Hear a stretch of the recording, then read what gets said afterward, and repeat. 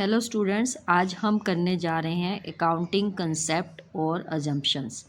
जैसा कि आपको इससे पता ही लग रहा है कि जो फ्यूचर है वो हमारा अनसर्टेन होता है, तो हमें कुछ अजम्पशंस करनी होती हैं जिसको हम फॉलो करते हुए बिजनेस की ट्रांजैक्शंस को रिकॉर्ड करते हैं।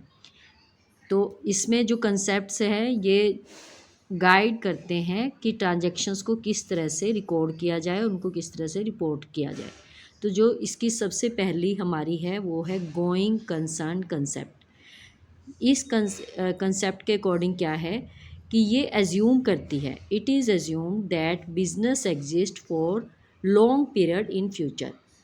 तो क्योंकि हमें पता है कि फ्यूचर तो हमारा अनसर्टेन है, तो हम एज्यूम करके चलते हैं कि जो हमारा बिज़नेस है वो लॉन्ग टर्म तक एग्जिस्ट करेगा, लंबे समय तक ये चलता रहेगा।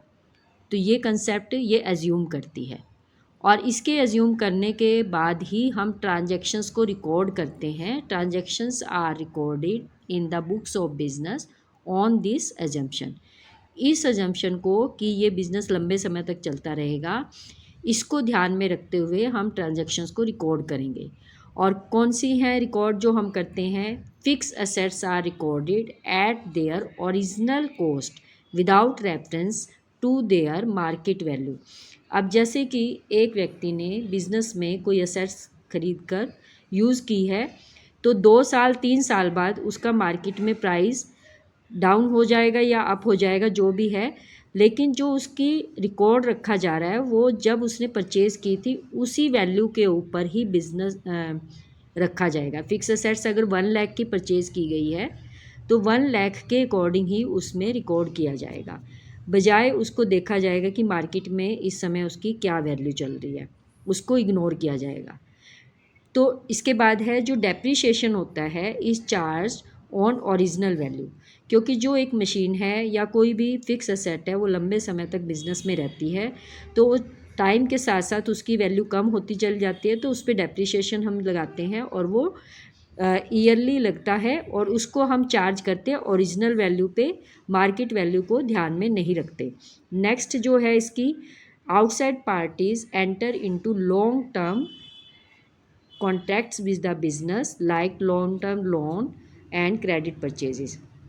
जब किसी पर्सन को इस बात का फेथ होगा कि ये बिज़नेस लंबे समय तक चलने वाला है, तभी कोई पर्सन उसको लॉन्ग टर्म के लिए लोन देगा।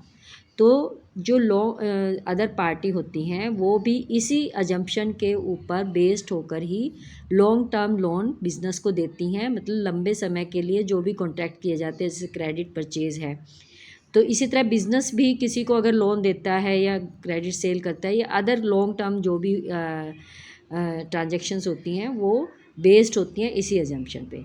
नेक्स्ट इज़ पर prepaid expenses which are have no realizable value are shown as assets in the balance sheet. देखो, जो प्रीपेड होते हैं मतलब कि जो अकाउंटिंग ईयर से रिलेटेड नहीं है, नेक्स्ट अकाउंटिंग ईयर बेस्ड है, उन एक्सपेंसेस को प्रीपेड एक्सपेंसेस कहते हैं। वो हमने एडवांस में पे कर रखे हैं, लेकिन उनसे हमें आगे कोई वैल्यू नहीं मिलनी, लेकिन हमें पता है कि हमारा बिजनेस आगे चलने वाला है, तो हम उसको एसेट साइड में शो करते हैं ताकि नेक्स्ट ईयर में उसकी एडजस्टमेंट की जा सके। नेक्स्ट है, without this concept classification of current assets and fix assets and short term loan and long term loan can not be made. तो हमें अगर लंबे समय तक कोई लोन लिया है तो हम कैसे उनको एक डिफ़ाइन करेंगे कि ये लॉन्ग टर्म है, ये शॉर्ट टर्म है।